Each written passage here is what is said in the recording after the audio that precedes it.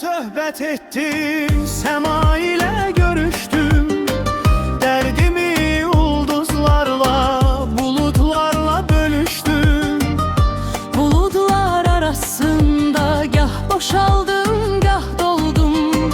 Ulduzlara koşulup bürklere sirdaş oldum. Seyirttim gece yarı, ağ yolda ağ köhlenip. Karvan qıran doğmamış, aşıb ötdüm beləni. Çox aradım axşamdan əkizlərin tayını.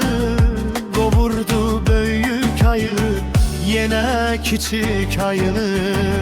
Yedəklədim buğanı, qoçu qatdım mürüşə. Çalışdım gecikməyim, bürcüm qızla görüşə. Tor attım Balıqlara, toruma xərçəng düşdü. Gecə şir çıxdı ova, tez olağa yetişdi. dolduraraq dolu çaya içdim ağ bulutları. Sonra da köhlənimi çapdım üfüqə sarı. Axırdı fikirlərim buludlar qanadında. Görüşdün ox atanla göyün 7 qatında. Əqrəb qaçıb gizləndi buludlar arasında. Gəzdim onu buludum Dağ qarasında. Dağı çəkdim arana, çəkdim aranı dağa.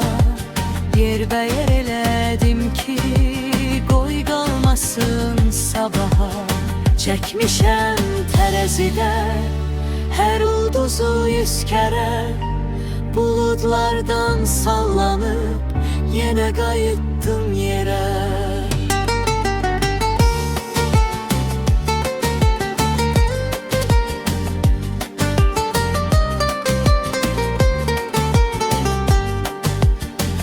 Göylərlə söhbət etdim, sema ilə görüşdüm. Qəlbimi ulduzlarla, buludlarla bölüşdüm. Buludlar arasında gah boşaldım, gah doldum. Ulduzlara qoşulub bürklərə sirdaş oldum. Seyirtdim gecə yarı, ağ yolda ağ köhlənib.